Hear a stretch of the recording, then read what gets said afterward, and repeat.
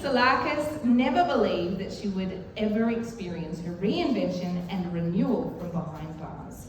Ironically, it was a therapy and a forensic psychologist before she was incarcerated that set her free from a lifetime of unhealthy false beliefs. Her story is from anorexia to prison and beyond. Please welcome to the stage,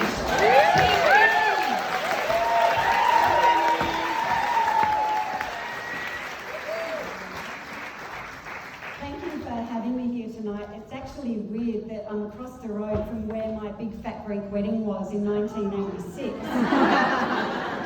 And then 27 years later, I found myself on the concrete floor of a cell in Silverwater Correctional Centre. And I thought, how the hell did I end up here? I saw a bird outside the grated window the next day, and I remembered when a friend said to me a few years before that I looked like a scared little bird.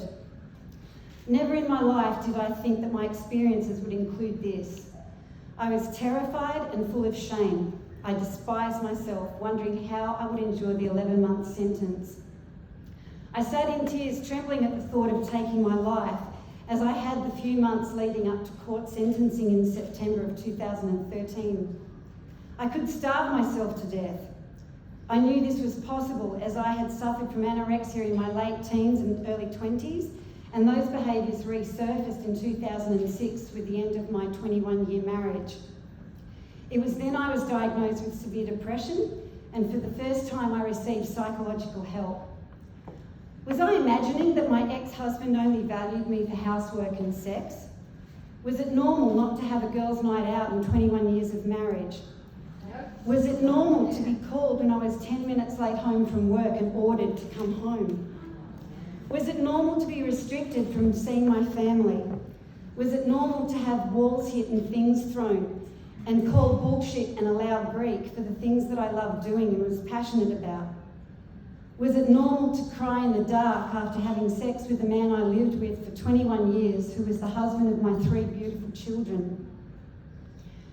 I didn't want him to see my body. I never had a problem with my body, ever. The problem I had was that I've never felt loved. I had never even felt the love of my parents. I thought I had to earn it. And if my husband was saying these things and was angry, then I must be wrong and he must be right. I must try harder to please him, to be a perfect wife, mother and teacher. We had 2 marriage counselling sessions 6 months after we separated, and it was during the last session that my thoughts were confirmed. He answered 2 questions. The first question was, what do you understand of your wife?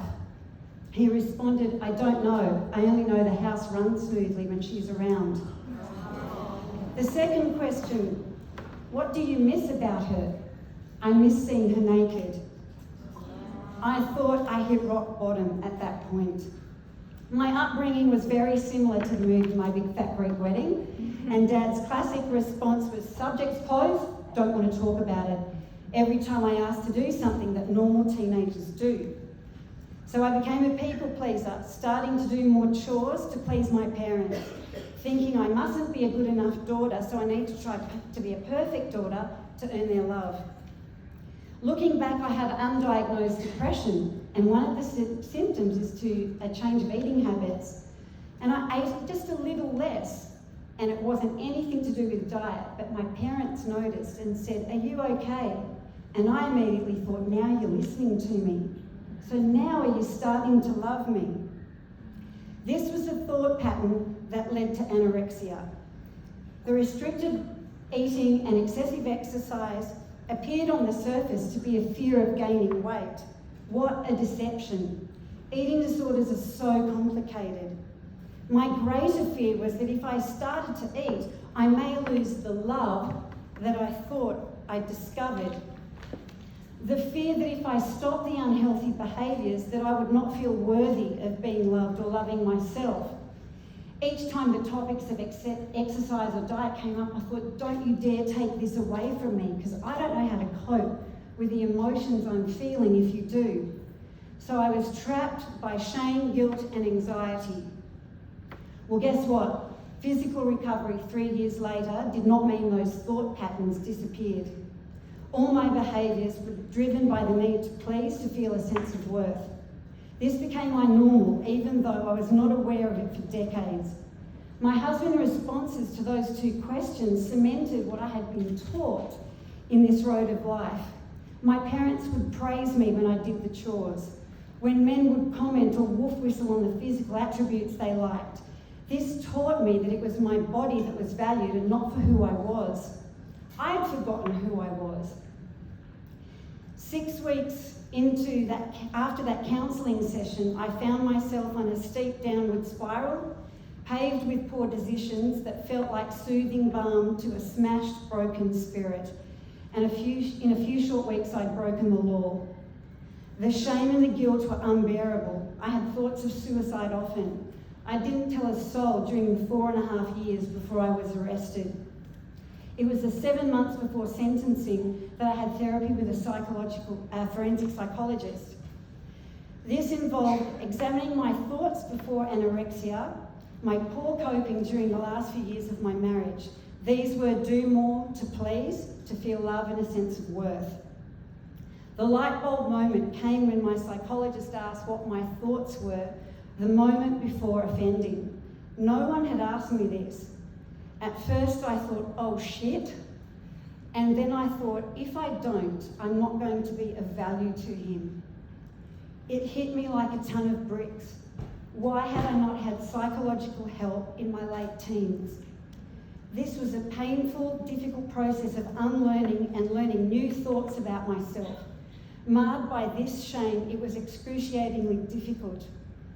The precious gold facts I discovered, disclosing first to my brothers and sister, then my children, and finally my parents, was that they loved me unconditionally despite my mistake. I asked, do you still love me? And I was embraced physically, emotionally, by those I felt my whole life I needed to please. Sitting in a prison cell with a min number as my identity, the new thought to self-love were impossible. But as I sat there thinking of starving myself to death, I had a second light bulb moment. If I go back to that thinking, I've learnt nothing from all of this. I was ashamed and frightened to use my name when I was released 5.5 years ago. So I stand before you, I am a Lenny. I have learnt that unconditional love brings true healing and renewal. I truly love who I am, and I hope to use my lessons to others break free from the prison of I'm not enough. And I assist women affected by the criminal justice system be seen as human beings with the right to inclusion, so they are embraced by society to help them love themselves.